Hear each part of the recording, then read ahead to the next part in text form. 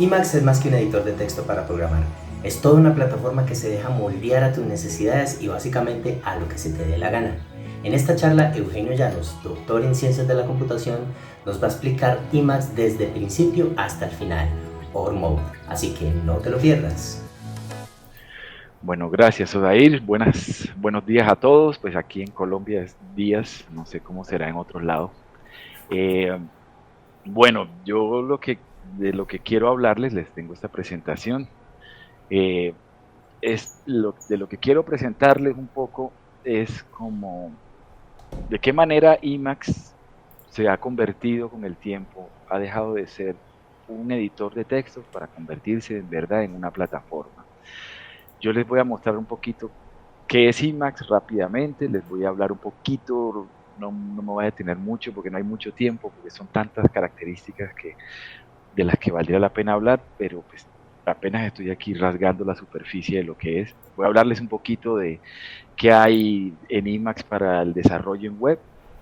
Miraremos algo ahí, el modo de Rust, el modo de Python y eh, después nos vamos a dedicar a mirar la razón por la que yo me quedé en Emacs, que es Org Mode. Eh, um, bueno, entonces voy a empezar con, la, con la sesión y básicamente es esto. Emacs apareció o emergió como un texto, como un editor de texto, inició como un editor de texto extensible. Eso quiere decir que no es un editor de texto como estamos acostumbrados normalmente, pues muchos de los editores de texto que uno tiene son aplicaciones ya terminadas con las que uno interactúa, una aplicación, pone un archivo y él de alguna manera le ayuda a editar. Pero realmente yo no puedo interactuar con el editor en el sentido de que si hay una funcionalidad que no tiene, cómo poderla extender y extenderla, pues a menos que me meta yo en el código fuente y me ponga a hacer alguna cosa, ¿no? Emacs, la diferencia con estos editores es que Emacs tiene un lenguaje propio que permite extenderlo. Es decir, yo le puedo ir añadiendo funcionalidades a Emacs, le puedo ir añadiendo cosas que me permitan adaptarlo a la situación que yo quiera. Emacs empezó como ese editor, pero en realidad Emacs es una plastilina, podemos imaginarlo, ¿sí? Una plastilina que uno puede ir deformando y puede ir cambiando y adaptándolo al problema específico que uno tiene. Yo, por ejemplo, lo utilizo mucho en el captura de datos, lo he utilizado como tal en captura de datos, procesamiento de datos y para muchas cosas más. Este editor empezó con Richard Stallman, que es el de la imagen del fondo. Él empezó a escribir un editor en 1984, ese es el New Emacs, que es el que tenemos hoy. Sin embargo, pues él no inició desde cero, ¿no? Él trabajaba en el MIT y él empezó trabajando con unos editores que se desarrollaban en ese momento. En ese momento los editores, de pronto no sé si algunos esté familiarizado, por ejemplo, con el editor Ed de Unix, que pues tenían un problema, o bueno, un problema no, ese era un enfoque de que tenían un modo de edición y un modo de visualización. Entonces el problema era que cuando uno tenía que hacer la edición, se detenía por un momento la visualización y uno entraba a hacer la edición, ¿no? Entraba a la edición, uno no veía muy bien lo que era la edición y después aparecía el código editado. Ese era como uno de los enfoques. Había gente que había estado trabajando en una versión un poco más, lo que llamaríamos hoy, what you see is what you get. Entonces, a Stallman le gustó mucho ese enfoque y decidió hacer su propio editor. Lo hizo en el lenguaje de script se llama Emacs Lisp. En realidad, Lisp es un lenguaje muy viejo, es el segundo lenguaje más viejo que se está todavía en uso después de Fortran. Eh, Lisp es un lenguaje que hoy en día tiene todos los paradigmas de programación, pues se han podido ampliar, es un lenguaje que está vivo, hay mucha gente que ha estado sigue desarrollando en este lenguaje. pero pues Lisp ha tenido alguna serie de transformaciones. En un principio empezó pues con una máquina, cuando lo propuso, cuando lo propuso su creador, él empezó con una, con una máquina que era Lisp Machine, propiamente, era una máquina cuya memoria este sería como un lenguaje estilo assembler para esa máquina, y pues empezó con este lenguaje, sin embargo con el tiempo, pues como se pusieron de moda fueron estas otras máquinas que son las de Random Access Memory, estas otras máquinas, eh, y pues las Lisp Machines pues, se volvieron un poco obsoletas, todavía las venden, por ahí uno puede conseguir máquinas de estas en de pronto en eBay o cosas por el estilo. En internet uno puede conseguir algunas máquinas, son costosas, de 10.000 a 20.000 dólares más o menos puede costar una máquina, un Lisp Machine, hecha en los 60, 70. ¿Sí? Pero bueno, cuando se pasaron a estas otras máquinas de Random Access Machines, pues la idea es que se empezaron a crear unas versiones de Lisp, unos compilers, eh, pero como que estaba bastante abierta la posibilidad de ir para un lado o para otro. Entonces, hay muchísimos sabores de Lisp, hay muchísimas implementaciones de Lisp, y cada una pues tienen como sus diferencias. Posteriormente hubo un momento en el que hubo una normalización que fue a través del ANSI, del estándar ANSI Common Lisp, y ese es el lenguaje que se tiene hoy. Como el de Stallman es anterior al Common Lisp, entonces nosotros tenemos una versión de Lisp anterior que se ha ido desarrollando, y esa versión particularmente es la que se conoce como Emacs Lisp. Hay muchas otras versiones de Lisp andando por ahí. Hay muchísimos sabores, ustedes pueden encontrar muchísimas formas. La más poderosa y la más utilizada ya hoy en día sería Common Lisp, aunque Emacs Lisp sigue teniendo mucho éxito, y mucha gente desarrolla en eso, pero básicamente ese Lisp es desarrollado para Emacs. ¿Sí? Entonces, para escribir en Emacs. Emacs Lisp no es un lenguaje complicado, es un poco largo de aprender, pero no es un lenguaje común como los tradicionales, como estaba pensado para otro tipo de máquina. Emacs Lisp, lo que hizo Stallman fue escribir el intérpreter en C, y sobre ese intérpreter en C se desarrolló el lenguaje en sí mismo, entonces se desarrolló sobre sí mismo. Entonces, lo que tenemos hoy en día es gran parte del código, más de un 70% de Emacs está escrito en Emacs Lisp, mientras que su núcleo está escrito en C. Bueno, entonces, ¿de qué consta Emacs? Bueno, Emacs es este editor que aparece acá. ¿Sí lo están viendo? ¿Sí ven el editor? Bueno, vamos a poner acá un poquito Sí. la letra un poco más grande. Bueno, entonces, Emacs primero tenemos las Windows, que son las pantallas que aparecen aquí. Aparece una sola, que es esta grande que está acá, que es esta verde. Hay una línea que la divide, que se llama el fringe, que es esa gris, y hay otra área debajo que se le llama echo area, que es el área donde vamos a recibir información del, de cuando corramos programas o corramos comandos, corramos cosas, van a salir allí nos van a salir errores y nos van a salir constantemente mensajes. Ahí tenemos que estar viendo constantemente. Disculpa, Además, Eugenio, ¿cómo se llama la gris? sí, ¿La línea gris el cómo se llama? fringe, Ok, F-R-I-N-G-E, fringe. ya. Bueno, la idea es que Emacs todo lo maneja a través de buffers. Buffers simplemente para nosotros es un objeto enriquecido que únicamente tiene un string allá adentro, ¿no? Tiene una cadena de caracteres, y ese es el contenido de lo que está. Entonces, este buffer, esta ventana me está mostrando un buffer, y ese buffer se llama Scratch, lo podemos ver acá en el nombre. aparece acá en el fringe, aparece el nombre. Además nos aparece más información, por ejemplo, nos aparece esta U, significa que es UTF-8, nos aparecen este par de asteriscos, que significa que no ha sido guardado, nos aparece otra información acá que all, que significa que nos está mostrando todo el archivo, acá la línea que está en la línea 4 nos está diciendo, aquí ahora les hablaré de eso, nos está mostrando qué tipo de modo, qué tipo de lenguaje es el que está uno viendo acá, que se llama el Lisp Interaction Mode, que es como con lo que uno escribe Emacs. Esto que está acá es simplemente un código de Lisp, de Emacs Lisp, y pues uno puede correr este código. Ahora les hablo un poco de eso. Uno puede correr como esto y fíjense, ahí aparece el de la corrida, aparece ahí abajo, dice sí funcionó.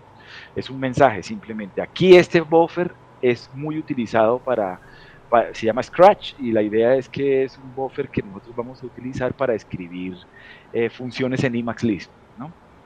Bien, está el Echo Area, está el menú, entonces el menú es esta cosa que está acá.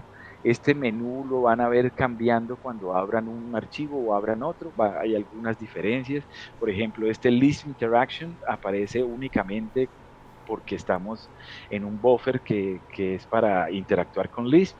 Esta es otra cosa que ahorita de las que les hablaré. Siempre aparece la ayuda y normalmente aparecen estas cinco opciones acá, que serían el de archivo, de editar, algunas opciones, ahorita vemos un poco eso, la lista de buffers que están abiertas y algunas herramientas que podemos utilizar. Bien, ahorita hablaremos un poco más de eso. Listo, esto es más o menos la forma como Emacs está armado, esta es la forma como interactuamos. Digamos, esta es la forma que vemos.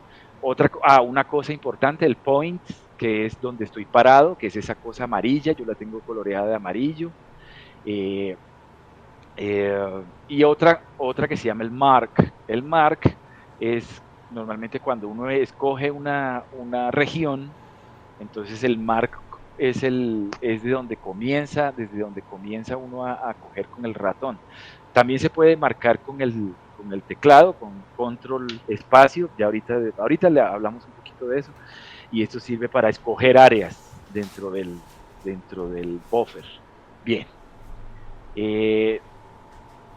La idea es que uno interactúa con Emacs de una manera un poco distinta como interactúa con otros editores, pero al final se vuelve lo mismo. Todo lo que yo escribo en Emacs, todo lo que yo le estoy mandando a Emacs es convertido a comandos, es lo que se llaman, o commands, pues son exactamente órdenes, ¿no? Instrucciones en español, solo que ya nos hemos acostumbrado a llamarle comandos. En español comando era esa cosa de los militares, ¿no? El comando de guerra, una cosa de eso. Pero command es instrucción, es orden. Bueno, ya le vamos a llamar comandos, ya no hay nada que hacer, no se puede pelear contra el uso.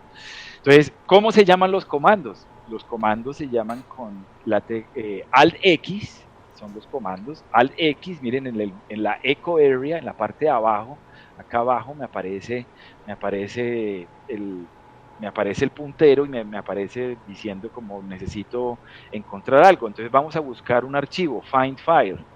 Entonces find file me aparece de una vez, escriba el nombre del archivo, vamos a ver si le podemos escribir un archivo cualquiera, tst.txt, y me crea el buffer. Cuando le doy enter, me crea el buffer de una vez, el buffer txt y la ventana que está ahí me aparece el buffer ahí. Entonces yo puedo escribir aquí cualquier cosa, ¿sí? Yo puedo estar escribiendo cosas y pues fíjense que se porta como texto, simplemente. Emacs reconoce esto, reconoce el texto porque está en un modo que es el modo texto y la razón es porque le puse el punto .txt. La extensión va a determinar la forma como es reconocido el buffer. Bien, sería absolutamente insoportable estar interactuando todo el tiempo a través de Alt X y escriba comandos, ¿no? Uno se la tendría que pasar haciendo cosas como esta, por ejemplo, ir al final, ¿no? Entonces, uno puede decir end of line, Entonces iría al final de la línea o podría ir al principio de la línea, ¿no? Entonces el puntero se está moviendo, ¿sí ven? Se movió desde acá arriba, bueno, vamos a seguir, aumentemos la letra acá también. ¿Se fue al principio de la línea o se va a ir al final? ¿No? Se podría mover así. Sería un poco complicado estar haciendo este tipo de interacción todo el tiempo, estar escribiendo comandos. Entonces por eso Emacs trae lo que se conoce como los key bindings. Hay una batalla de los editores famosa entre Emacs y V, y pues la gente de V se burlaba de la gente de Emacs por los key bindings, precisamente porque por las teclas que uno tiene que hundir tantas teclas que los dedos le quedan así. Sí, esa es la idea de la burla que tenían los de V a Emacs. Pero son realmente unos instrumentos muy, muy poderosos. Entonces vamos a empezar. Los key bindings son enlaces. Entonces la idea es que uno llama comandos, pero la idea es que los comandos se pueden mapear, de alguna manera se pueden mapear a secuencias de teclado. Entonces, por ejemplo, una secuencia de teclado que sea control K me borra toda la línea, ¿sí? Eso es lo que hace este kill, me corta toda la línea, o desde donde esté parado. Puedo pararme desde acá y hasta el final de la línea es lo que me borra. Control W mata la región, entonces si yo señalo con el ratón una región y le digo control W, me borra la región, ¿no es cierto?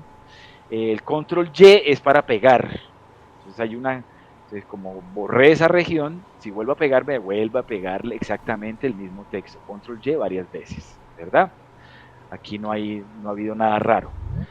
Aquí hay algo chévere, que es que cuando uno dice control K, Emacs está matando las regiones, o sea, borra las regiones, las porciones de texto, pero las va guardando en algo que se llama el kill ring.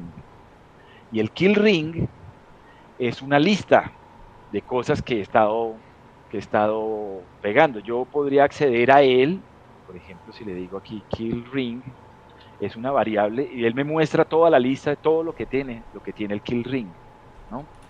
Entonces, si yo le digo control Y y luego le digo al Y, él empieza a darle vueltas por el kill ring. Vuelvo al Y y me empieza a ir hacia atrás, hacia lo que había borrado yo. Entonces no tengo que borrar, no tiene que pegar únicamente lo que acabo de borrar, sino puedo ir pegando lo que borré antes. Entonces le voy a poner un ejemplo. Aquí 1, 2, 3, 4. Entonces si yo borro esto, y después borro acá, después borro acá, después borro acá. Entonces, si yo voy a pegarlo, es control Y, me pega el 4, que fue lo último la última porción de texto que borré, pero si le digo aquí, estando aquí, al Y, me pega el 3, me pega el 2 o me pega el 1.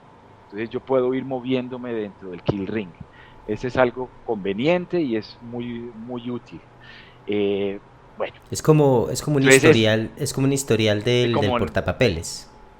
del portapapeles, efectivamente. Exactamente es eso. Hay unos comunes, muy, muy comunes, control X, control F, entonces esto me busca archivos. Si yo quiero crear un archivo nuevo, uno nuevo, escribo el nombre del archivo nuevo y le doy enter, y ya de esta forma, no se ha creado todavía en el disco duro, simplemente se creó el buffer acá, y cuando yo lo escriba, ahí sí se va, cuando yo lo guarde, ahí sí se va a escribir el archivo en el disco duro. Entonces aquí voy a escribir primera línea, segunda línea y tercera línea. ¿Sí? Entonces aquí voy a escribir el archivo control XS, que es save buffer, también lo hubiera podido hacer así, al X save buffer, y me guarda el buffer y lo escribe en el disco duro. Y aquí le dice a uno, miren, algo chévere que apareció ahí, es que le recuerda a uno qué tipo de keybind está asociado a la función que acaba uno de hacer. Si ustedes van acá a los buffers, hay un buffer que se llama messages, y allí le sale lo último que vieron. Entonces, como no lo había visto, Entonces me aparece you can run command save buffer con control X, control S. Uno puede moverse por los buffers, ya sea con uno le da aquí al nombre y empieza a moverse por todos los buffers, ¿sí? Que están, los buffers que ocurren ahí, que uno tiene abiertos. Bueno, aquí me quedé atrapado. Bueno, entonces uno puede moverse dentro de los buffers dándole clic acá al nombre, o le puede decir control X, control B. Fíjense, aparece una nueva ventana. Las ventanas se pueden dividir en dos.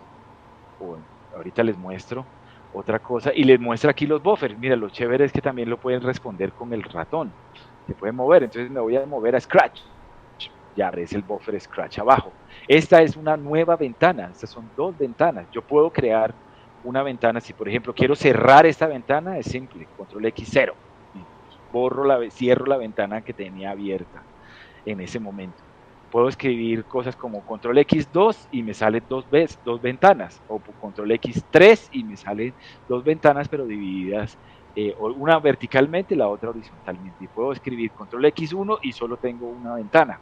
Y así puedo ir dividiendo tantas ventanas como quiera, y cada una pues en un buffer distinto, ¿no? Eso es bastante conveniente a la hora de estar moviéndose.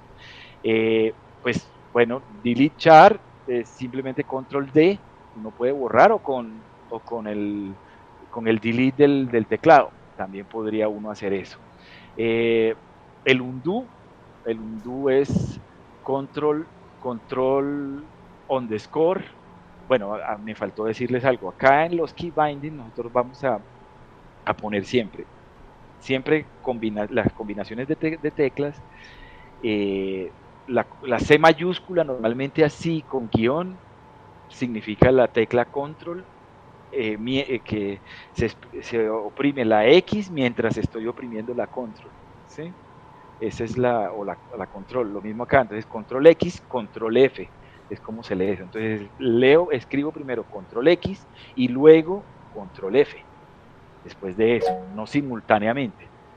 Esta, por ejemplo, significa control XS, es control X y luego la S, y así sucesivamente. Damos la palabra a Eugenio, a alguien que la pidió. Yo tengo una pregunta. Si, por ejemplo, sí, yo borro un buffer, ¿se va a quedar guardado en algún tipo de, como lo hacen las otras líneas de texto?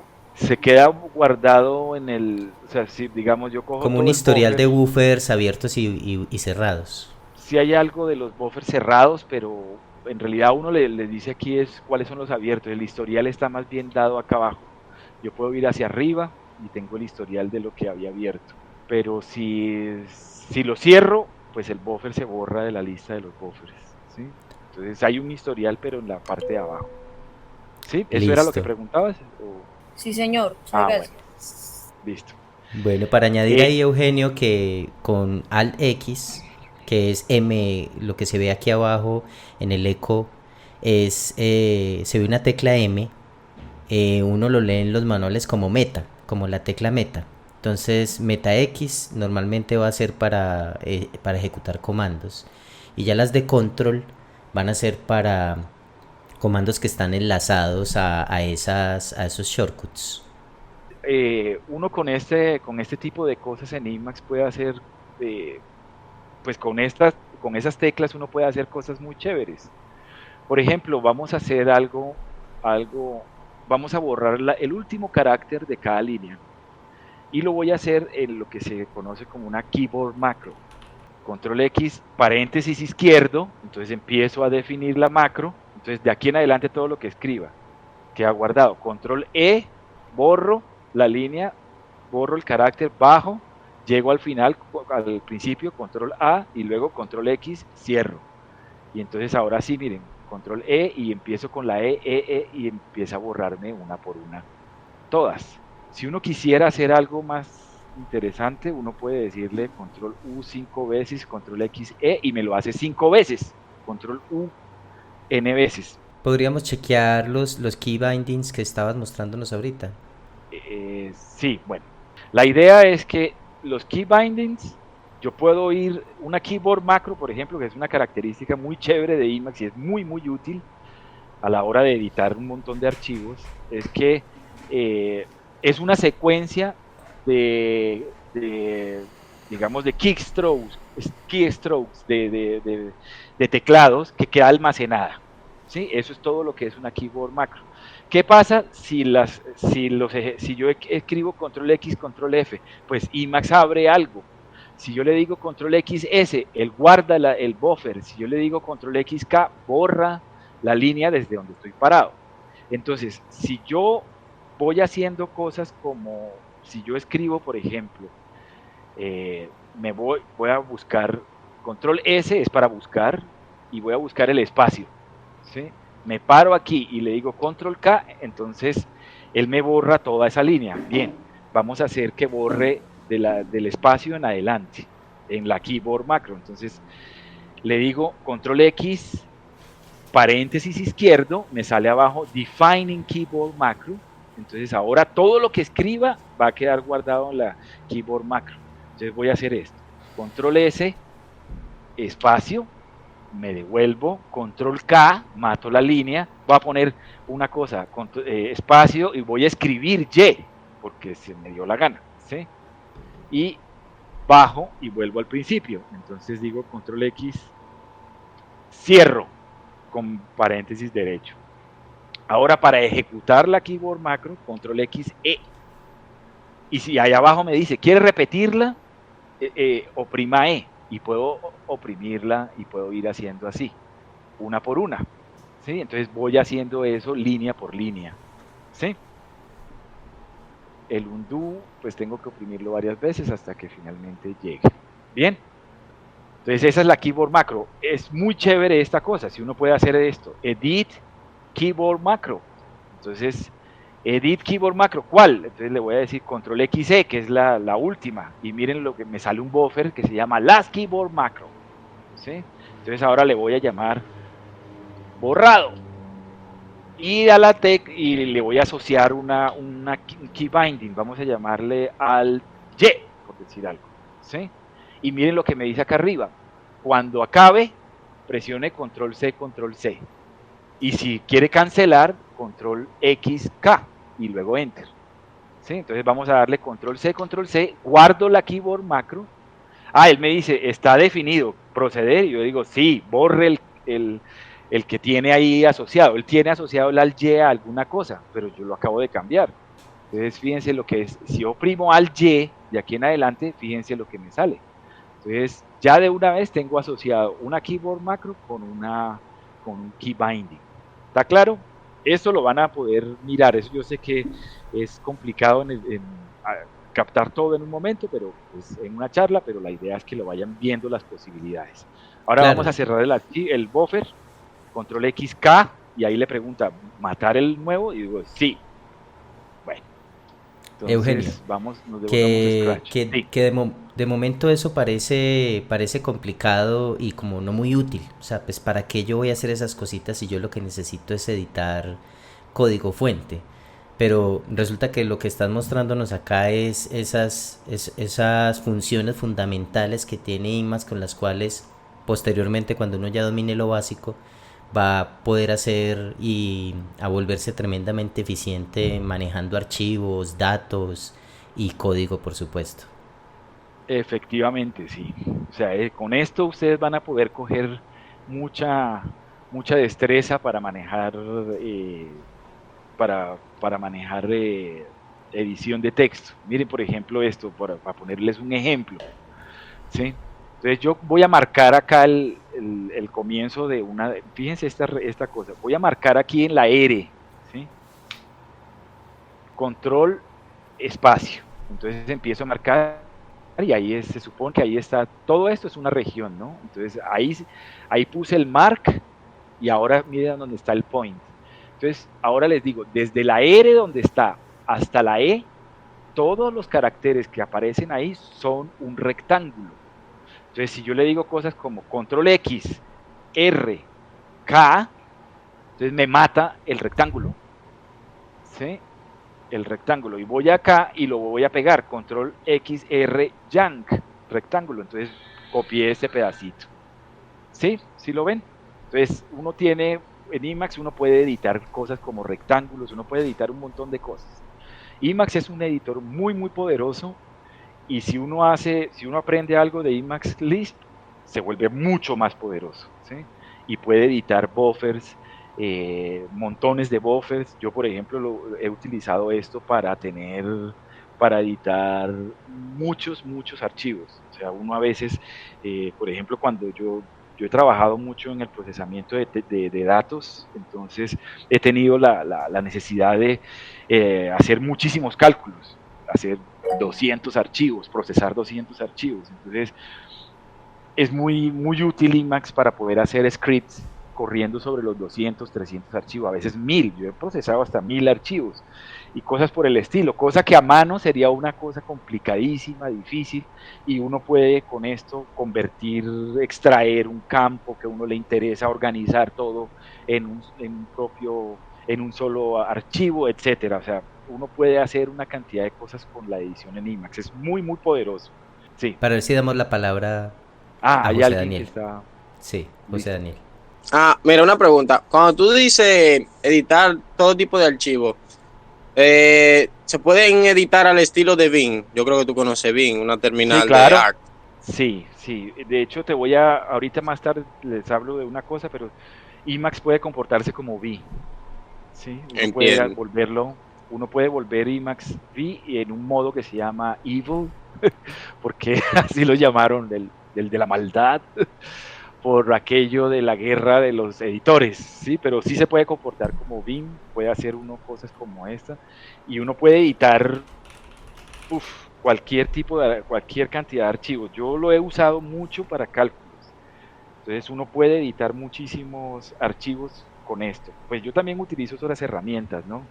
Pero Emacs es muy poderoso para hacer ciertas ediciones. Por ejemplo, esas keyboard macros son fantásticas para hacer una cantidad de vainas. Miren, por ejemplo, ¿qué tal esto? O sea, ahí me están viendo la pantalla, ¿no? ¿Qué Sí. tal esta cosa? Vamos a abrir un archivo que se llama tct.html. Bien. Entonces, pero esta vaina está en mayúscula. Vamos a matar esto. Sí. tct.html. Odio las mayúsculas. Bueno, listo. Bueno, vamos a escribir un HTML normal. Cerremos acá. Bueno, entonces yo quisiera, por ejemplo, editar un pedacito nada más. Este pedacito. Entonces yo puedo reducir todo el buffer. Entonces miren, narrow to region. Entonces me queda solo esa región. El buffer es todo completo, ¿sí? Pero aquí yo solo voy a escoger este pedacito y pues por ejemplo puedo borrar replace regular expression. Yo tengo expresiones regulares, vamos a borrar todos los tags. Sí, cualquier cosa que no sea esto, como una expresión regular. Yo sé que hay algunos que no entienden qué es esto. Con el tiempo se van a dar cuenta, las expresiones regulares son sumamente poderosas. Vamos a reemplazar esto con algo. Entonces, miren, me salieron lo reemplacé con esto. Y control XNW, miren, no cambié todo el buffer, solo cambié el pedacito en el que estaba. Entonces, yo puedo concentrarme en pedazos, puedo hacer. O sea, Emacs realmente es muy poderoso para hacer edición de texto en general. Y fíjense la forma como me está resaltando la sintaxis, en este caso del HTML. Eso va a servir para todos los lenguajes de programación. Vamos a ver que para muchos lenguajes de programación esta cosa se puede adecuar. ¿En qué se parecen el concepto de los buffers a cualquier otra cosa en algún otro editor de texto?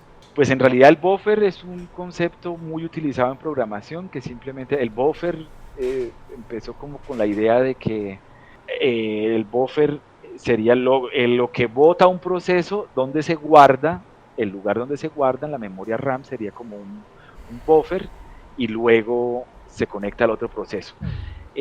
Nosotros podemos imaginar, por ejemplo, cuando ustedes abren un archivo de Word y ven un documento en blanco, empiezan a llenar allí una cosa, hasta cuando guardan, eso está corriendo es en la RAM, ¿verdad? Eso no está, si no lo guardan en el disco duro, pues no está guardado. no existe. Entonces, en ese momento existe en un buffer, y el buffer es el contenido que tiene todo el documento. Todos los que hablan en V, por ejemplo, cuando abren esa cosa en un buffer. El buffer es, digamos, es de lo más común. Solo que Emacs le permite a uno crear buffers de la nada, le permite administrar buffers, y hay una serie de herramientas sobre los buffers que lo hacen más, pues digamos que le dan a uno cierto poder sobre los contenidos de los buffers. Uno puede editar y hacer muchas cosas. Todos los procesos, por ejemplo, que se conectan con Emacs, por ejemplo, desde Emacs uno puede mandar procesos aparte, se conectan a través de buffer. Todo lo que hace Emacs es a través de buffer. Eso lo hace, puede que eso lo haga un poco lento, ¿sí? Para archivos muy, muy grandes. Cuando uno tiene cosas muy grandes, pues la estrategia de buffer no es tan bacana. Entonces se puede trabar un poco. Sin embargo, Emacs trae una cosa que, por ejemplo, Very Large Files, que es un modo de Emacs que sirve para editar archivos muy, muy grandes. Seguimos entonces acá. Listo, ya sabemos un poco esto. Hay otros comandos muy útiles. Por ejemplo, Control HB. Ese le muestra a uno todos los bindings que hay en el buffer actual. Para pasarme al otro, simplemente le doy clic, estoy en una ventana, paso al otro, o puedo decir Control XO. Ese es Other Window, ¿sí? Entonces, aquí están todos los comandos con las teclas a las que están asociados. Miren, Control Q, Control no sé qué, ahí están cuáles son los comandos a los que están asociados. Incluso hay unos del ratón, ¿no? Unos asociados al ratón. Entonces aquí pueden mirar todo lo que quieran. El otro es al revés. Tengo idea de algo, por ejemplo, quiero saber Control X, Control F, a qué está asociado. Entonces le digo Control H, K, y ahí me pregunta abajo, describe the following. Entonces le digo Control X, Control F, y él me dice, está asociado a find file. ¿Sí? Entonces son dos formas de buscar la ayuda sobre ese teclado, sobre los key binding. Control A, pues lo manda uno al principio, Control E va al final. Estos son como los más importantes que hay ahí. Hay muchísimos. Ustedes pueden buscar en internet Emacs Sheet Key Bindings, y eso le debe mostrar en una imagen. Bueno, hay tablas que les presentan todo eso. Open Image, New Tab. Listo, esta está mejor. O sea, busquen los comandos, busquen eso, porque todo el tiempo va a estar uno interactuando con Emacs a través de estos comandos, y por eso es bueno conocer los key bindings. Uno los puede cambiar, ¿no?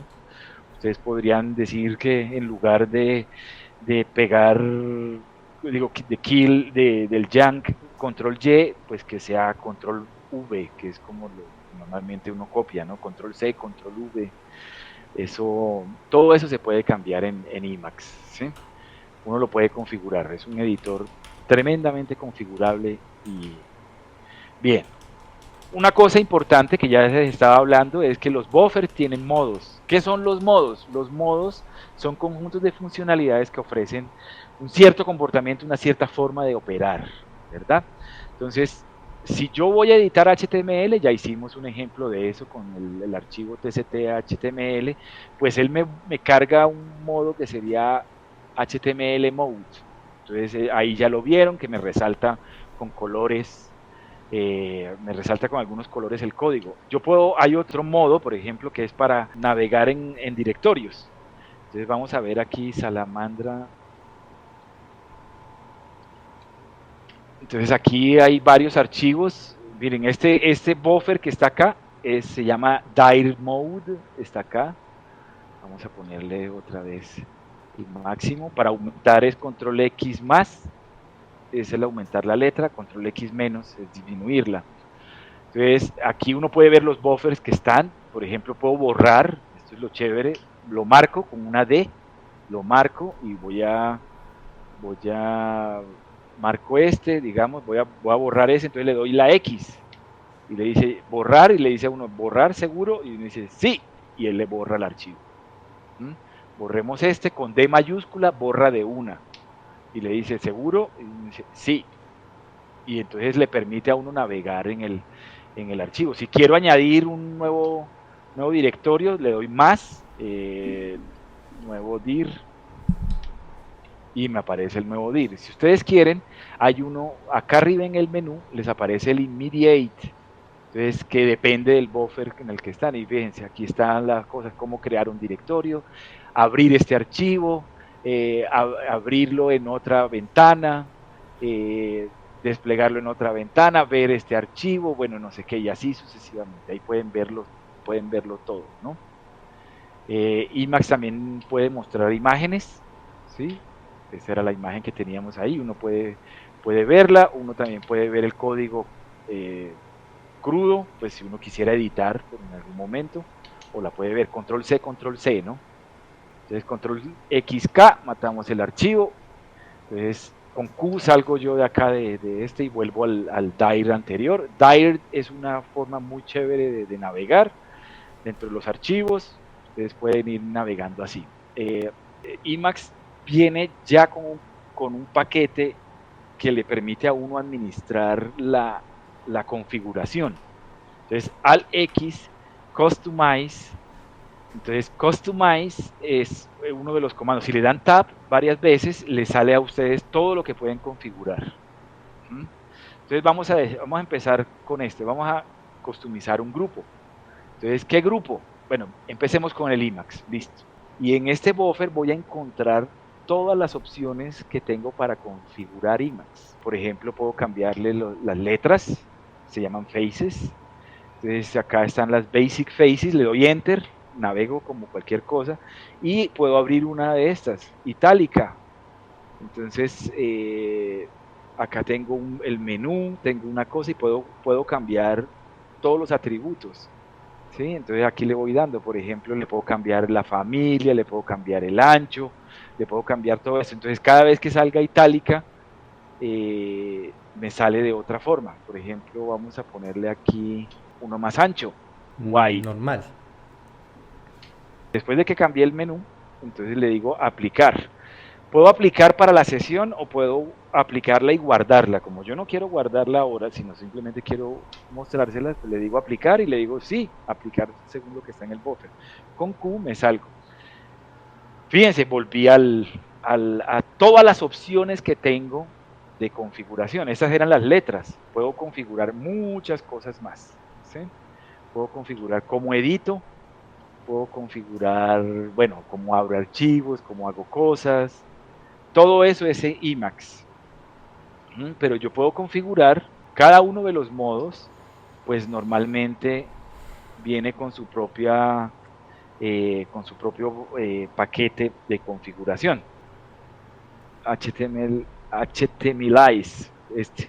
Entonces, uno en este grupo, por ejemplo, puedo mirar. Podría configurar lo que viene con este paquete que se llama HTMLize, que es para convertir en HTML. Bueno, uno puede aquí abrir las opciones, le da cosas y cambia y puede pues cambiar las opciones. Fíjense, por ejemplo, hagamos configuremos temas. Entonces yo estoy usando el Tango Dark, sí, en este momento, pero podría utilizar Tango y ¡pum! Cambió de una vez la forma como estaba Emacs. Vamos a dejarlo en Tango Dark o, por ejemplo, uno bonito aquí, bueno, no, Deep Blue es feo, fíjense, este es feo. Ah, no, este es bonito, este no es tan feo, pero a mí me gusta más Tango Dark. Entonces uno puede cambiar aquí el tema. Puede uno incluso utilizar más de un tema, ¿no? Se pueden hacer y lo pone uno acá, seleccionar más de un tema y uno puede decirle guardar los temas, los settings del tema y ya quedan guardados, ¿no? Y así, uno puede cambiar todo en Emacs, todos los colores, toda esa cosa, se tendrían que poner a navegar. Entonces esa interfaz del Customize, les va a servir para muchos, incluso para variables. Por ejemplo, unos tienen variables, vamos a una variable aquí que se llama showParentMode. Esta variable es la que me dice, que me señala esto. Miren que cuando si me paro acá, me señale el paréntesis que empata. Ya sabiendo eso, ¿cómo nos podría servir Emacs para empezar a trabajar las cosas que ya tenemos? Por ejemplo, hay algunos aquí que tenemos ya archivos de páginas web, otros están trabajando con Rust. Bueno, ya tenemos, pues ya sabemos un poco cómo interactuamos, cómo hacemos. Ahora realmente vienen los modos. Realmente los modos, entonces son las formas como yo puedo editar los grandes, el modo es, los major modes los modos son conjuntos de funcionalidades. Entonces, si yo tengo un archivo por decir algo, en Python, si yo escribo algo en Python, entonces yo voy a poner acá una definición, vamos a decir tct, que coge una variable x y simplemente me devuelve el x más 1. Fíjense que hay una cosa chévere con estos modos, es que me resaltan los colores, ¿sí? Los colores con los que me resalta es la sintaxis del texto, no me queda como cuando yo escribo aquí vamos a ponerle acá un text mode, ¿sí? Mire, yo puedo cambiar de modo con el buffer abierto, y si le digo text mode, ya se volvió otra cosa, ya él no entiende que esto es un código de Python. Entonces me sale acá abajo text, y pues aquí ya el tab se me comporta de una forma muy distinta a como se comportaba el tab en Python. Vamos a ponerle Python mode, y ahora sí, yo escribo tab y miren lo que hace, el tab hace otras cosas, porque en Python cuando yo escribo tab, yo no meto tabs dentro del buffer de Python, ¿no? Cuando yo escribo un tab, él hace cosas como mover el código dependiendo de la indentación, de la sangría, ¿no? Otras cosas hacen los modos, miren acá, Python. Entonces me salió Python. Si ven que yo cuando me paso a este lado ahora me sale List Interaction, por eso les decía que era un menú contextual. Dependiendo del modo, me va saliendo uno u otro. Yo acá puedo hacer una edición, control C, y me envía esto, una evaluación, me envía esto a Python. Yo acá tengo un buffer que se llama Python, que es donde está corriendo Python. Está corriendo Python en este momento, entonces si yo le digo ahora desde acá tct de 3, debería salirme 4, ¿sí ven? Él me devuelve el 4 como si fuera la shell de Python, ¿sí? Está corriendo dentro de Emacs, y la gracia de estos modos es que, miren, yo escribo cosas de este lado y él me las manda al lado de Python, y en Python se evalúan, ¿sí? En Python empiezan a evaluarse los códigos. Eso es lo que hace esta cosa. Entonces los modos son interesantísimos porque yo puedo estar escribiendo cosas y fíjense que tengo entonces una shell de Python en el fondo con la cual me comunico desde este archivo, ¿sí? Desde este archivo me empiezo a conectar con la shell de Python. Entonces, pregunta, ¿qué es lo que tienes que escribir para poder probar esa función en la shell de Python? Control C. O lo pueden hacer acá, mira. Acá arriba les dice eval buffer. Ya, en el menú contextual apareció en el menú de Python porque estamos en el modo Python. Exactamente. Si tienen una región solamente, entonces ustedes señalan una región y le dicen evaluar región, para no evaluar todo, ¿sí? O evaluar solo una definición, o evaluar todo el archivo, etcétera, ¿sí? Uno tiene en Python varias cosas. Eso es muy bueno. Sí, esto es uno puede aquí iniciar la clase, no sé qué, bueno, uno puede, con este código, uno puede estar todo el tiempo evaluando y mandando cosas. Eso no solo para Python, eso también sirve para Newplot. Esto sirve para, por ejemplo, si tuvieran una shell de PHP, ¿sí? De hecho la hay, SciP creo que se llama, la shell de PHP, pues ustedes podrían mandar el código PHP allá, ¿sí? Y estar evaluando constantemente. Esto va a ser una técnica muy especial, que ahorita les mostraré rápidamente, pero incluso uno puede conectarse con procesos y así sucesivamente. O sea, yo puedo, mucho de lo que con lo que yo voy a interactuar en Emacs se hace a través de buffers. Los buffers se conectan normalmente con los lenguajes o con las máquinas virtuales o con los programas, los servidores, etcétera, que están detrás, y yo les mando cosas a esos servidores. Una de ellas, por ejemplo, puede ser el navegador. Ahorita les muestro rápidamente cómo, les muestro, pues les muestro que eso se puede hacer, por ejemplo, con Skewer Mode para programar en JavaScript, que es súper útil a la hora de estar uno escribiendo, para estar desarrollando en JavaScript, pues uno escribe y en el navegador se va actualizando la página y uno va cargando directamente en el navegador. Hay una cantidad de cosas con eso. Entonces esa es la forma como puedo interactuar yo con los lenguajes en Emacs con esto de los modos. ¿Está claro lo de los modos? Jesús pregunta que si puedes mostrar cómo se ven ahí en el modo de Emacs las variables, los arreglos y esas cosas. En el modo de Python. Llamémosla grupo igual 4. Simplemente sí. Es así, ¿no? Sí, no hay necesidad de declararlas. Sí, es así. Sí, bien, es así. entonces uno puede... Declaración dinámica. For, in, no sé qué. Entonces fíjense que las variables, los keywords de Python aparecen acá. Hay una cosa interesante que se llaman los modos menores, que son funcionalidades extra que le traen a uno acá. Esas funcionalidades adicionales al Major Mode le permiten a uno hacer otras cosas. Por ejemplo, miremos esta, el Line Number Mode. Entonces empecemos con esa, Line Number Mode. Entonces, si se dieron cuenta, aquí en el fringe desapareció la línea donde estaba, porque estaba prendido y ahora lo apagué. Ahora vamos a ponerlo de nuevo y fíjense, aparece el L6. Estoy en la línea 6, cuando yo me muevo me está mostrando eso. Esto es un modo menor que me muestra la línea donde yo estoy, ¿sí?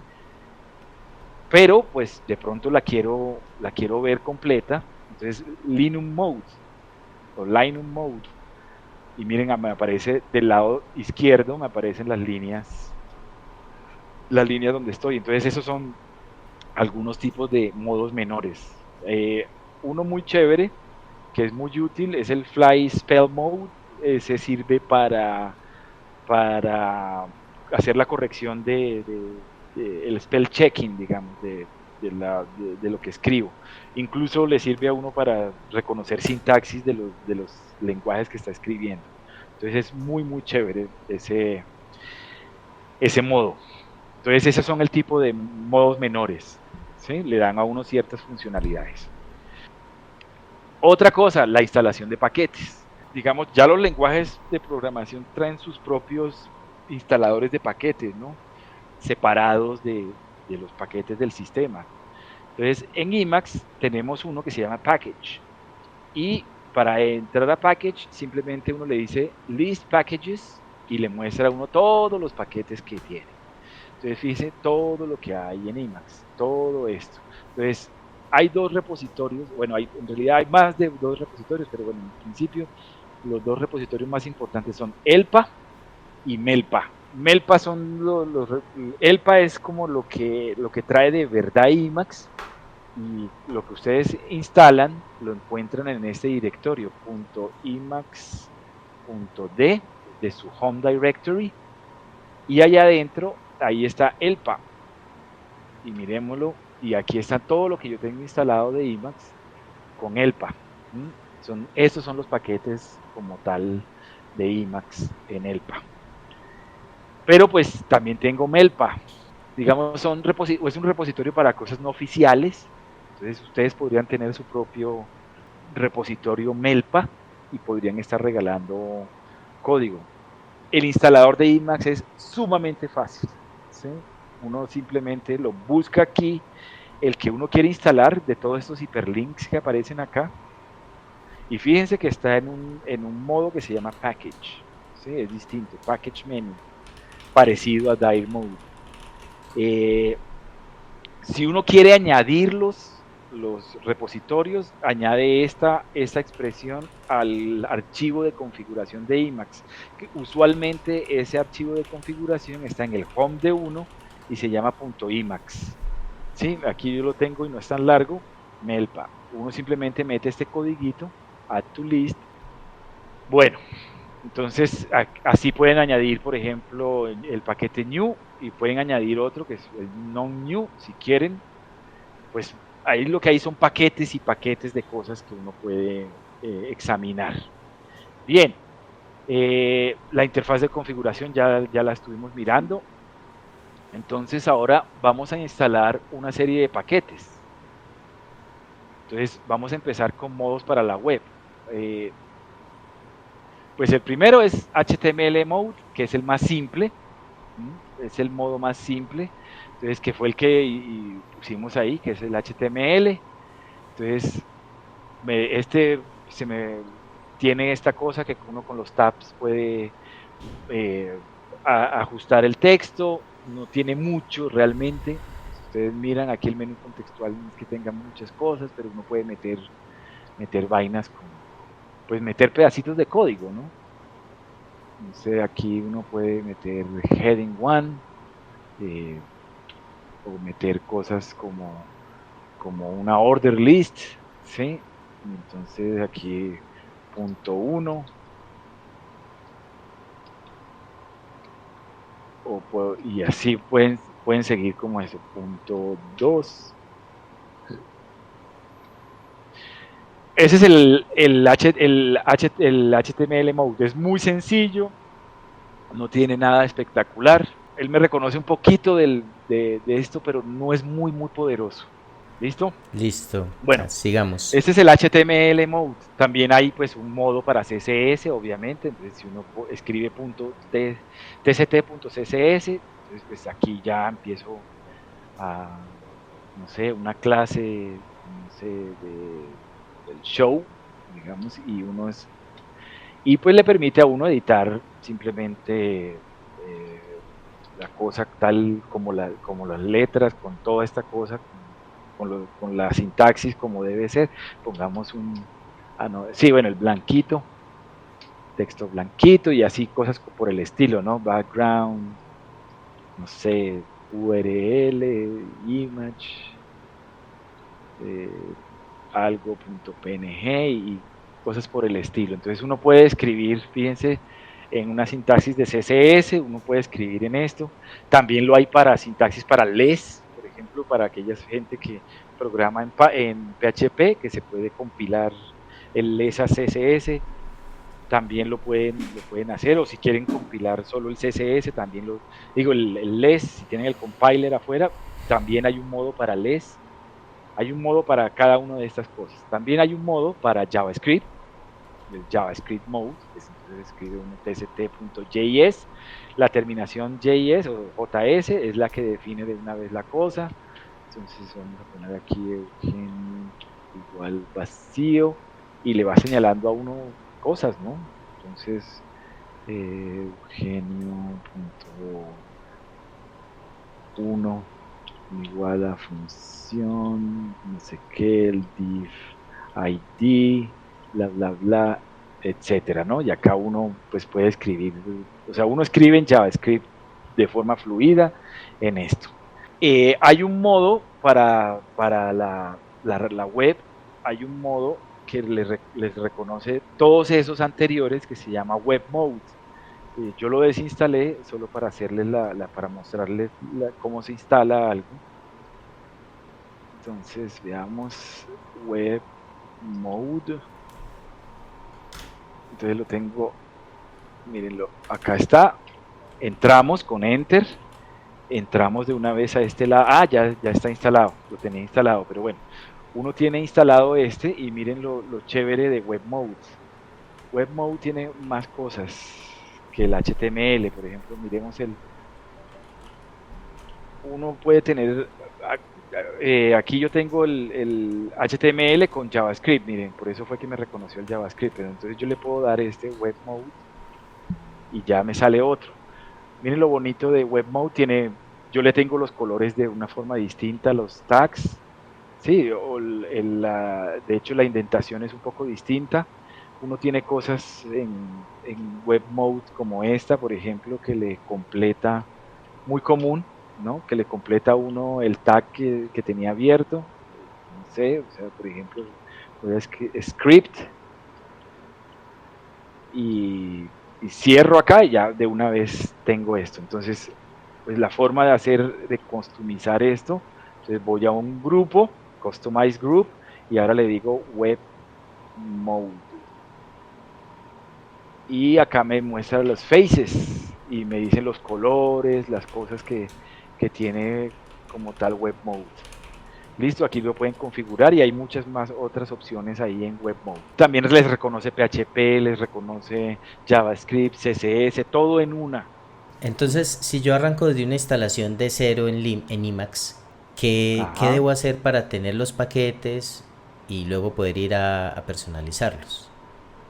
Bueno, entonces lo primero es que Emacs tiene diferentes versiones, ¿no? Cada año, cada 2 años están sacando una nueva versión.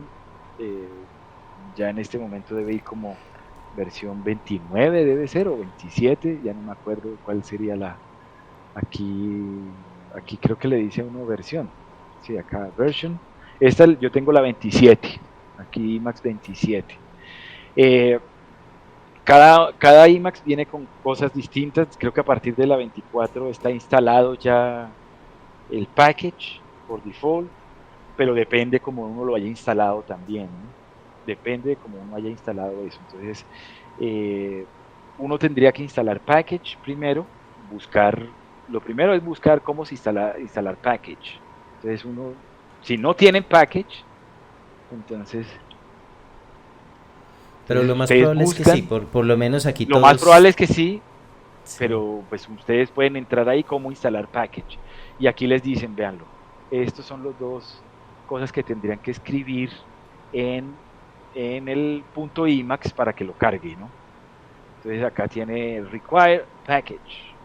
Entonces de esa forma siempre va a quedar disponible. Una vez tengan package, entonces les dicen Melpa para que tengan todos esos paquetes distintos a ELPA, porque ELPA es únicamente lo que es oficial de Emacs.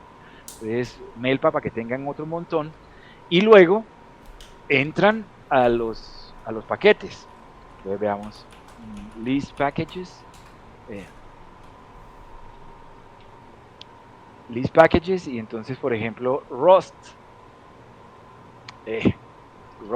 mode, veamos Rust mode. Entonces uno tiene aquí Rust mode para la gente que programa en Rust, y aquí install y le digo yes y él se conecta y pum, ya fue instalado, ya instaló Rust mode. Y miren, entonces ahora le digo tct. Creo que es rs, ¿cómo es? Hay que nos diga Nicolás cómo es. De hecho, que nos comparta un pedacito. Sí, míralo, es RS. Por ahí. Ah, listo, este código. Si yo lo pego, miren, ya tienen toda la sintaxis de Rust. Y si ven, yo no tenía Rust hace un momento. ¿Y tendrá el autocompletado? Lo instalé. Sí, seguramente. Una cosa chévere con Rust que leí, pero yo como no escribo en Rust, es que si ustedes tienen el Rust Analyzer, eso lo tengo acá en la presentación, si ustedes tienen instalado Rust Analyzer, Emacs se puede conectar con Rust,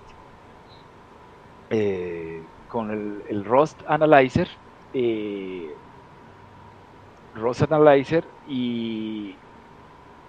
de esa manera no solo tienen el autocompletado, sino que además les puede con el fly spell, les puede señalar los errores de sintaxis, ¿no?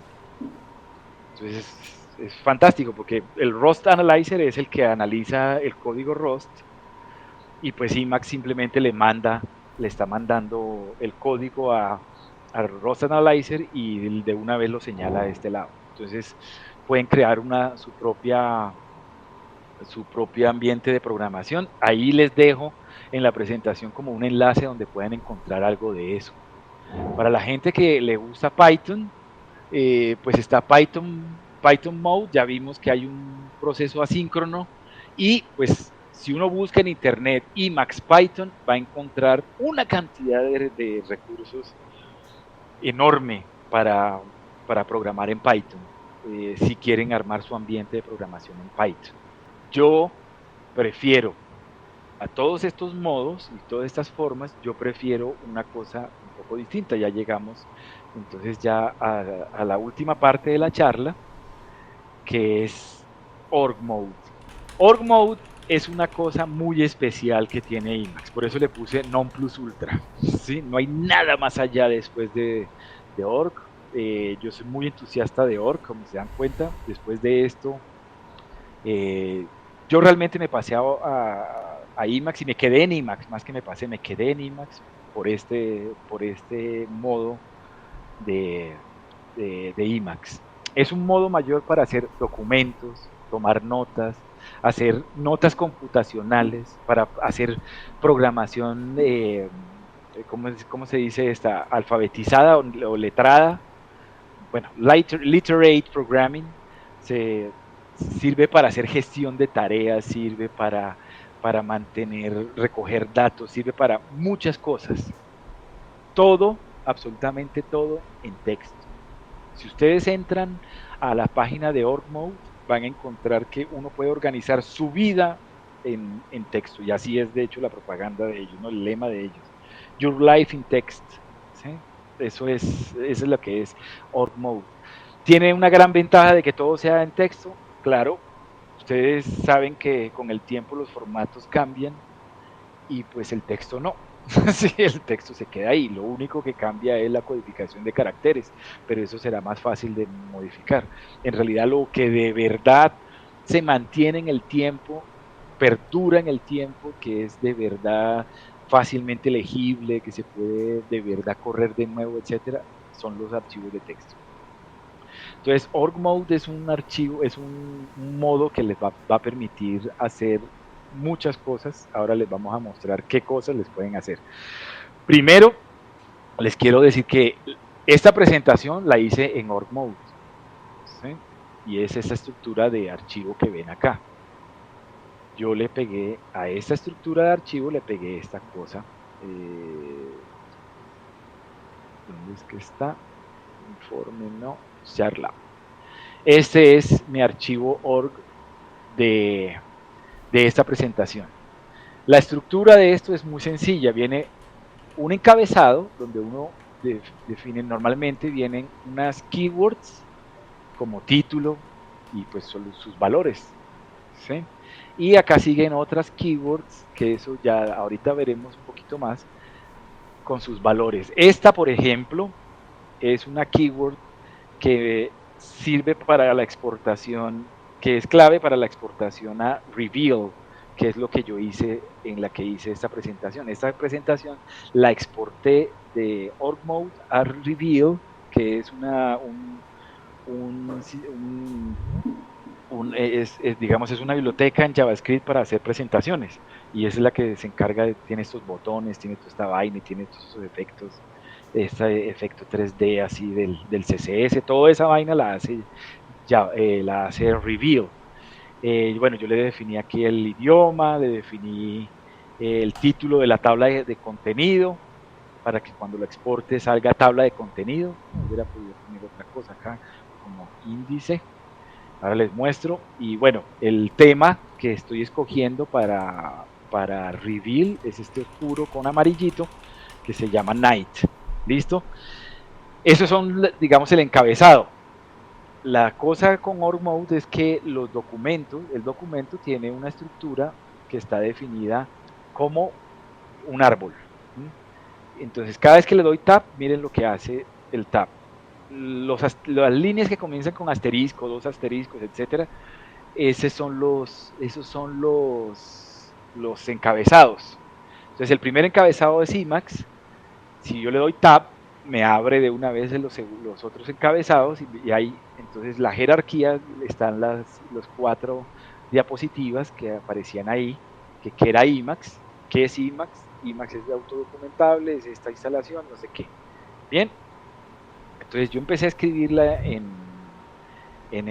org mode. Entonces la puedo exportar a varias cosas. Control C, Control E me permite exportar. La puedo exportar a varias cosas y aquí me los muestra. La puedo exportar a LaTeX si quisiera. La puedo exportar a Markdown. La puedo exportar a ODT o la puedo exportar a simplemente texto. La puedo exportar a HTML o, como la tengo por acá, la puedo exportar a Reveal. Vea, no me sale, pero bueno, exportémosla entonces a HTML. Y de HTML no a buffer, sino a un archivo completo. Entonces me bota y me pregunta unas cositas ahí que ahora les muestro de qué se trata. Y me sale la cosa en HTML. Me sale, es esta. Si ahora yo le digo Firefox a esta cosa, me sale como en HTML, no como Reveal, sino como HTML, y está toda la presentación que les mostré. ¿Sí? Esta, como ya la tiene cargada, pues dejémosla ahí, no la vamos a tocar. Entonces, bueno, la estructura es simplemente asteriscos, y el número de asteriscos pues le define a uno la profundidad del nodo, ¿no? Así es un árbol, los nodos son un árbol, simplemente. Sí, eso es la forma como viene la estructura de un archivo de estos. Luego vienen las tablas, miren lo bonito de las tablas. Vamos a mirar acá un puntico las tablas. Las tablas simplemente se escriben con estos símbolos que son barras verticales. Y miren lo chévere que es esta vaina. Estas tablas son de verdad una hoja de cálculo. Miren la fórmula que escribí acá. Pues, bueno, uno puede escribir cualquier fórmula acá, pero bueno, aquí está 1 por 2, vamos a ponerla como por 4, y no vamos a elevar al cuadrado, sino vamos a elevar al cubo, la segunda columna. Entonces, si yo le digo control C, miren, de una vez se evalúa, y tenía la 1, la 2, la 3, la 4, entonces 1 por 4, 4, 2 por 4, 8, y así, es una hoja de cálculo. Y esta me eleva al cubo la primera columna. Entonces yo tengo las tablas, son de verdad unas hojas de cálculo, y con la tecla Alt flechas yo puedo subir o bajar una columna, digo una fila, o cambiar columnas aquí, alternar columnas, ponerla no acá sino acá, y así sucesivamente. ¿Sí? Entonces las tablas son muy chéveres de manejar, muy fáciles de manejar, y son hojas de cálculo. ¿Sí?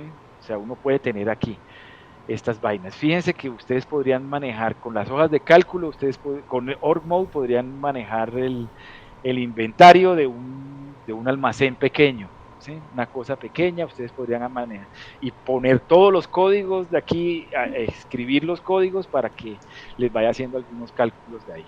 Y son exportadas de esa forma. Con el símbolo de moneda es que hago referencia a la columna. El símbolo moneda sí, es pesos 2 igual a pesos 1 por 4. Así como las hojas de cálculo de Excel, ¿no? Sí. Pesos 2, pesos y si 1. yo quisiera referirme a una fila, ¿no tiene mucho sentido? Sí. Sí, pero no serían fórmulas de estas. Sí, pero sí, uno puede hacerlas. O sea, esto es toda una hoja de cálculo, no creas que solamente se pueden estas fórmulas. Uno puede, ahora en el momento no recuerdo cómo es que se hace con las filas, creo que es pesos y luego hay otro símbolo, ¿sí? No recuerdo en este momento cómo se hace con la fila, y de hecho hace rato no tengo no uso eso, entonces por eso es que se me olvida, pero pues no es difícil de buscar en Emacs como es. Pero sí, las fórmulas traen esa vaina. Entonces uno tiene una hoja de cálculo directamente acá en texto, ¿sí? Cosa que difícilmente lo van a encontrar en otro lado. También le puede manejar hipervínculos. Los hipervínculos entonces tienen esa estructura. Miren, los hipervínculos tienen esa estructura, que son la dirección a donde va y la descripción. Simple, ¿sí? Entonces, el ejemplo, pues uno sin descripción, simplemente el link y sale el link. O una imagen, viene con la estructura, imagen, el link y la descripción. Miren este ejemplo. Entonces, veamos cómo sería este ejemplo acá directamente. Si yo borro acá, mírenlo, solo es esta cosa. La forma de meter un link es, por ejemplo, control C, control L, y digo link, entonces le voy a decir Google.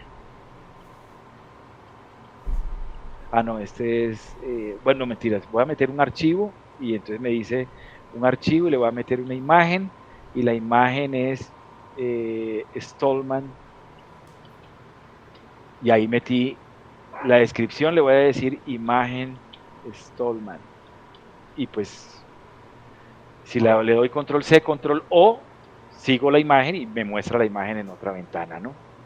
Entonces de esa forma puedo estar directamente, puedo estar viendo las imágenes, puedo estar haciendo cosas acá con los Eugenio, una pregunta. Sí. ¿Esas funciones para mostrar imágenes también aplican en una consola de SSH? No, porque las imágenes en esas consolas no se puede renderizar imagen sino solo texto. Okay. Entonces no se podría uno tener una consola viendo la imagen, no se puede. Uh-huh.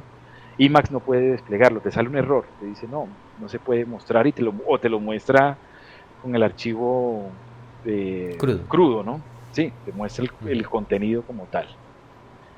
Bien, y fíjense, cuando se exporta sale una imagen, y vean lo chévere, uno le da clic y ahí está su hipervínculo en las exportaciones. ¿Qué más hace esta cosa? Ecuaciones, miren esa cosa tan bonita, lo hacen Madjax. Entonces Madjax, simplemente le puse esta opción, estas son una opción que le digo TEG, para que reconozca que TEG igual true. Entonces le digo que las ecuaciones directamente dentro del cuerpo del texto le meto ecuaciones en LaTeX, ¿sí? Entonces mire, escribo la ecuación en LaTeX, las dos ecuaciones en LaTeX, y cuando la exporto, el MEP me la exporta en el HTML como si fuera usando Madjax. Si ustedes miran acá en el código fuente aparece Madjax. Madjax es la biblioteca más bacana para presentar esto, presentar LaTeX en la web, ¿no? No salen como imágenes, no son convertidas como imágenes, por ejemplo, que es lo que hace por ejemplo, esa vaina de ecuaciones de Google, ¿no? Uno manda ecuaciones en los correos de Google, le salen, son imágenes, él manda la imagen y la imagen la inserta. Se pueden hacer listas de tareas, miren esta cosa tan chévere que son las listas de tareas. Por eso es que uno puede con las listas de tareas, listas de tareas tiene uno para administrar pues su proyecto. Miren esta cosa tan chévere. Entonces, uno escribe simplemente así, escribe 0, 3, ¿sí? Y esto me va a decir el número de tareas que están desarrolladas en este momento, ¿sí? Entonces simplemente le escribo un encabezado, que va a ser aquí, como es un sub de entonces le meto 3 y le pongo la palabra to do, y él inmediatamente al reconocerla, to do en mayúscula, él reconoce que es, y el nombre de la tarea es hacer una tarea. Le voy a poner aquí un programa que es schedule, entonces le digo, voy a meterle una fecha, control C, control D, entonces le meto una fecha, deadline, entonces aquí me pide escoger, y voy a escoger para el lunes, y me sale ahí, el deadline es el lunes, ¿sí? Entonces me salió la fecha directamente ahí. Luego yo simplemente escribo estas cositas, vamos a poner esto así, y tal cual, ¿no? Entonces vamos a poner acá no 3, sino 4. Y donde yo escriba una X, vamos a ver, donde yo escriba X y le doy control C, él va a cambiar. Miren esto. ¿Sí ven que ya me salió una de 2 acá? ¿Sí? Y le voy a dar aquí otra vez control C, y ahora me aparecen que las dos tareas están. Me aparece que todo el numeral iniciar la tarea ya está, y acá arriba me sale 1 de 4. Entonces es una forma de ir vigilando uno por completo un proyecto. Entonces, esto es sumamente interesante porque además ustedes podrán verlo a través de una agenda. No voy a mostrarles ahora la agenda, pero pues, esto incluso se puede exportar el archivo .cal o .ical para que lo metan en un calendario, ¿no? Entonces ustedes pueden tener unas tareas, habría que programar configurar cuáles son los archivos org de donde sacan las tareas y les muestra en una agenda todas las tareas que tienen, y son tareitas sencillas así, y uno puede en cualquier momento, miren esto, capture, y entonces le dice a uno de qué quiere capturar. Fíjense aquí, la idea es que uno captura cosas y pues datos, ¿sí? Vamos a capturar una tarea, entonces ahí me sale la tarea, y me sale la tarea con lo que yo tenía ahí, la capturó, y uno la puede guardar para después, etcétera. Entonces uno digamos, Emacs se vuelve una interfaz donde ustedes están en todo momento metiendo notas, metiendo cosas. Ustedes pueden capturar notas como, tengo que revisar tal página, tengo que hacer tal cosa, no sé qué. Ese tipo de vainas las pueden ir guardando en su propio archivo org mode, ¿sí? Ahora viene les voy a hablar realmente del por qué yo me quedé con esto, y esto fue lo que me volvió loco. Bloques de código, miren esta belleza. Los bloques de código son pedazos de código que yo puedo meter dentro del buffer de org mode, ¿sí? Acá está un texto común y corriente. Le meto este texto, este pedacito que dice begin source, y le digo, está en el lenguaje awk, y le digo que se exporte al archivo tst.awk. Y aquí escribo mi archivo, mi código org. Entonces, cuando yo lo exporte, miren lo bonito que me sale acá. Miren lo lindo que me sale el código exportado. Pero no solo se puede exportar, el código también se puede evaluar. Y el código se evalúa, yo aquí le dije, meta el resultado, le puse un nombre al bloque de código que se llama vocabulario, y le voy a decir vocabulario, y fíjense este archivo que era el tst. Bueno, vamos a escribirlo acá, 2, 1, y así, ¿no? Bueno, 4 y no, 4. Vamos a poner simplemente este código acá. Entonces fíjense, ahora este código que está acá, lo único que hace es que me arma el vocabulario de lo que yo tengo ahí, ¿sí? Entonces le voy a decir, hágame el vocabulario del archivo tst. Le doy control C, y le digo yes, y aquí me debe salir el resultado. ¿Qué pasó? No, me está saliendo un error acá. Bueno, tendría que ponerme a revisar, pero bueno, no hay tiempo. La vaina es que me sale el vocabulario, que era este. Me salió y me sale en una tabla. Yo puedo coger ese vocabulario y metérselo a otro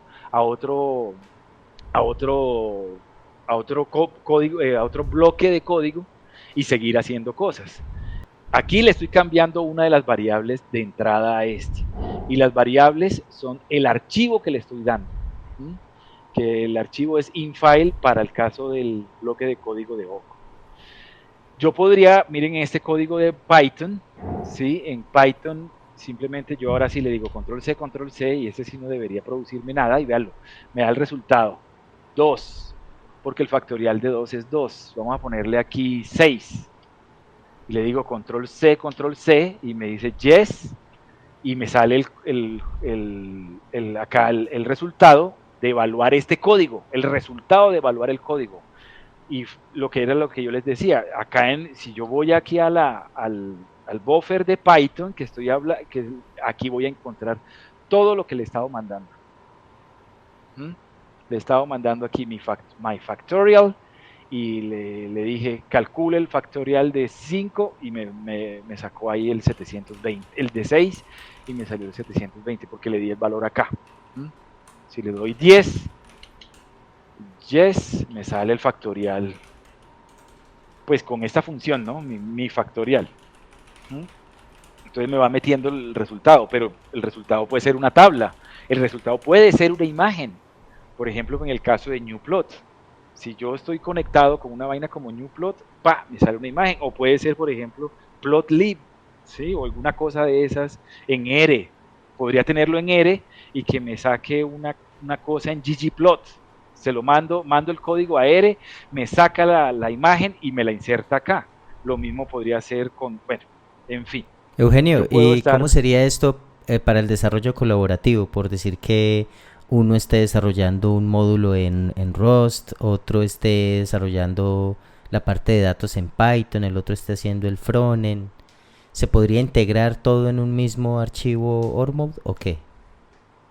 Se podría, porque fíjense que yo he estado utilizando diferentes lenguajes. Aquí usé Go y aquí usé Python.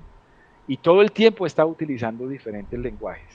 Yo puedo, claro que uno puede exportar, puede usar los lenguajes que quiera, ¿sí? O sea, en realidad hay 30 y pico lenguajes, si no estoy mal, que son los que se pueden meter acá en Org Mode. Toca configurarlo pues para que escoja los lenguajes que uno quiere. Configuración, entonces Customize, Group, y el grupo va a ser org. Y fíjense acá, el que permite los colores y toda esta cosa de los bloques de código es Babel, se llama así, Babel. Aquí están otras cosas, todo esto es el archivo de configuración de org. Lo pueden entrar a Babel. ¿Con qué shortcut es que te cambias de buffer así sin necesidad de listarlos? Control XB. Bueno, pero sí, es que estaba viendo que como que no... Lo hacías muy rápido y no se veía. Ese es Q. Simplemente que me salí del otro lado, pero pues, si uno le dice control XB... Bien, entra uno aquí a Babel, y en Babel van a encontrar varios lenguajes, todos los lenguajes, pero acá... Entonces aquí está Babel Load Languages, y yo tengo estos. Entonces yo uso Emacs Lisp, uso Awk, uso NewPlot, Shell Script, JavaScript. En este momento, pues porque, por ejemplo, cuando uso Lisp, no lo hago de otra forma, pero bueno. Pero uno puede tener aquí todos los lenguajes que quiera, y eso se los carga desde el principio. Otra vaina que, para que le salgan los colorcitos y esas cosas bonitas, está, ¿cómo es? Native. Entonces, Fontify Natively. Entonces este es el que le pone los colores dentro del org, ¿sí? Y este otro, el tab actúa natively, también pongámoslo en non-nil para que puedan manejar los tabs dentro de eso. Si quieren, lo pueden ir editando el código aquí dentro. Hay una forma que a mí me gusta más, ¿sí? Que yo le digo control C, apóstrofe, y me sale un nuevo buffer abajo con el contenido del bloque, y me sale con un código, con un minor mode que es org source, y me sale con el modo mayor que yo quiera, ¿no? Entonces, por ejemplo, si ustedes tienen HTML con web mode, entonces le sale aquí de una vez web mode. Hay cosas que el web mode no sale con los colores en el otro lado cuando lo configuran inicialmente. Entonces acá le sale de una vez con la indentación que es, toda la cosa como debe ser, y aquí pueden operar tranquilamente. Para cerrar la cosa, miren lo que dice acá. Para cerrar, control C con el apóstrofe otra vez, el apóstrofo, perdón, y o abortar, control C, K. Control C, control K, aborto. Control C, apóstrofo, vuelvo al buffer. A mí me gusta editar más así porque pues uno puede moverse desde al principio o al final, ¿sí? A ir al final del buffer con escape menor que, escape mayor que, va uno al principio y al final, se mueve tranquilamente. Con el control flecha va uno a donde hay los espacios, las líneas en blanco. Entonces se le permite a uno moverse más rápido, es mucho mejor, y después simplemente uno hace esto y ya quedó el buffer en org mode. Les quiero mostrar una cosa antes de cerrar esto, y es esta cosa que se llama la notación no web. Con eso termino ya. La notación no-web es una notación para literate programming. Entonces, uno al bloque de código le pone un nombre, entonces name, y le puse %, ¿sí? Entonces escribo el bloque de código y después en otro bloque de código diciéndole no web yes al bloque de código, o se lo puedo poner directamente al nodo donde estoy, ¿sí? Como uno puede escribir cosas como esa también, así. No web yes, y entonces eso me vale para todo el nodo. Si lo quiero para todo el archivo, lo pongo desde el principio, o sea, acá arriba lo pondría, si lo quiero para todo el archivo. Entonces uno tiene el begin source Python, digamos, tengo aquí un código que se llama %, y después simplemente lo llamo acá, entre el mayor que y menor que 2 veces. Si lo meto, entonces él lo que hace es que cuando va a exportar, escribe exactamente esto acá. Como las macros de Rust. Como macros, efectivamente. Como si fuesen macros, y eso es lo que van a ver acá. Véanlo cuando lo exporté. Bueno, aquí, fíjense que aquí salió la definición de mi factorial, la función, no sé qué, y después dice, de abajo debe salir el D4. Pues el D4 es 24 porque le estaba pidiendo el call. Acá, miren. Acá estoy diciendo call factorial igual 4, ¿sí? Entonces tengo aquí el 24, por eso salió 24, porque es el resultado de ese llamado. Pero luego, en el siguiente diapo, la notación no web. Entonces, la notación no web, tenemos el primer código, que es este, %, es este que está acá, y luego me sale el def, y me sale el pedacito que decía %. Mírenlo. Y le podría calcular el PC de 3. Bueno. Entonces, no web es una cosa muy poderosa, porque uno incluso puede darle variables, ¿sí? O sea, yo le puedo pasar variables acá y le puedo decir cosas como esta, o sea, no aquí n sino x, entonces le digo aquí cosas como esta, 5, ¿sí? Y le llamo a la variable que está tomando este código, la variable es n, y que la esté poniendo aquí el por 5. Entonces aquí me va a escribir 5%. Entonces es sumamente poderoso para un montón de llamados. Yo les voy a mostrar rápidamente cómo yo tengo mi tesis, por ejemplo. Voy a entrar al computador al servidor de donde yo hago los cálculos allá en Alemania, les muestro rápidamente eso. Y aquí abramos un Emacs -xw, y vamos a llamar code, bueno, aquí está article. Entonces, por ejemplo, tengo mi artículo en ORG, en org mode, y miren, tengo los autores, tengo cosas, y todo está aquí, el texto está aquí, el texto propiamente de todo está acá. O sea, yo estoy escribiendo mi artículo aquí mismo, y aquí mismo, en este mismo lugar, tengo códigos, ¿sí? Yo, por ejemplo, puse códigos acá, entonces tengo estos códigos que están acá. Entonces veamos, por ejemplo, este Preliminary Definitions. Aquí tengo códigos en Newplot. Después, más adelante, tengo código en Lisp. Miren, acá en mi tabla, en mi tesis sí tengo Lisp. Tengo escritos mis vainas en Lisp. Y tengo ahí mismo los resultados. Miren, aquí me están saliendo los resultados, me están saliendo, de una vez estoy haciendo de los resultados, estoy cogiendo y hago las gráficas de una vez, ¿sí? Entonces, yo tengo todo aquí completamente descrito, es decir, llega alguien que no conoce mi texto, entra a ver, o sea, un jurado, por ejemplo, un peer review, entra a ver mi org mode, y él podría ir haciendo los cálculos a medida que va viendo para ver si es verdad que lo que yo estoy reportando es cierto. Entonces eso me permite a mí escribir una investigación totalmente transparente, totalmente transparente. Entonces yo, por ejemplo, en algo un poco más acá lo que hacemos nosotros todos los días, Ajá.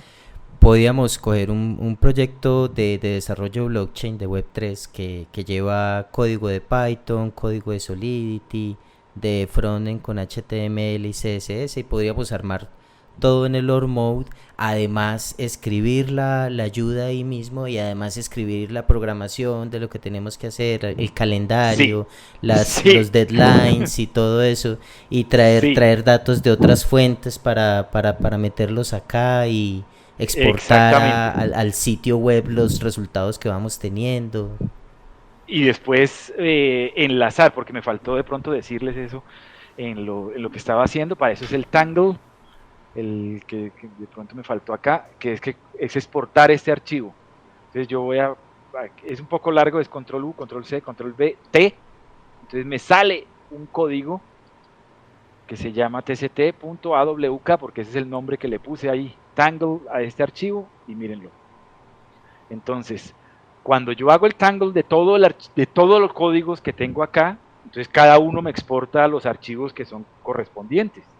Y si varios códigos van al mismo archivo, me los suma y me los hace la append, ¿sí? Entonces me queda todos en un mismo.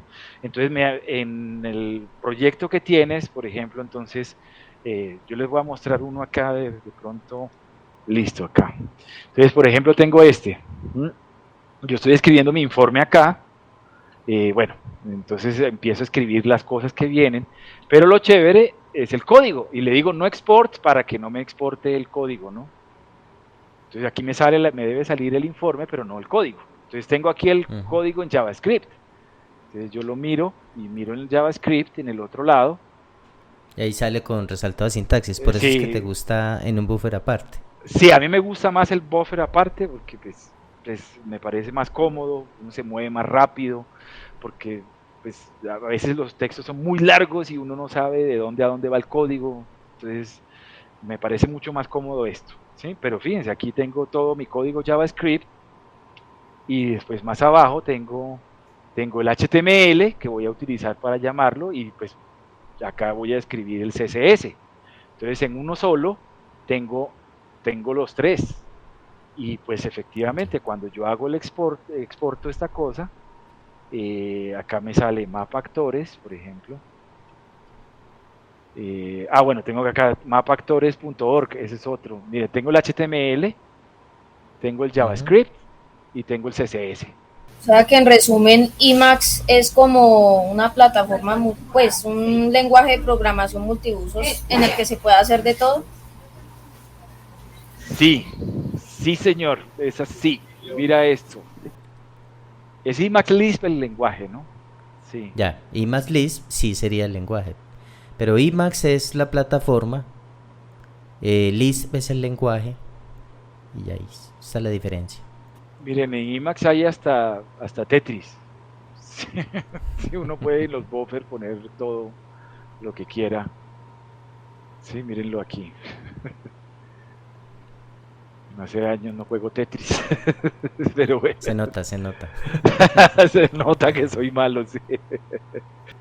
Listo, bueno, muchachos. En todo caso, cualquier duda que ustedes tengan en el grupo de Telegram de Salamandra Devs, ya podemos hablarlo, conversarlo. Eugenio de todas maneras va a estar por ahí cuando tenga su tiempito, de pronto nos puede responder, y pues vamos aprovechando que Emacs realmente durante mucho tiempo ha sido un estándar que en los desarrolladores nuevos suena un poco extraño, porque vienen un poquito educados al Visual Studio Code, pero la realidad es que en el mundo del desarrollo fuerte, pesado, lo que se trabaja es Emacs, algunos Vim, pero ya ustedes, esto espero que les dé un abrebocas de todo lo que se puede hacer con Emacs y todo lo que ustedes lo pueden llegar a personalizar para las necesidades y gustos individuales.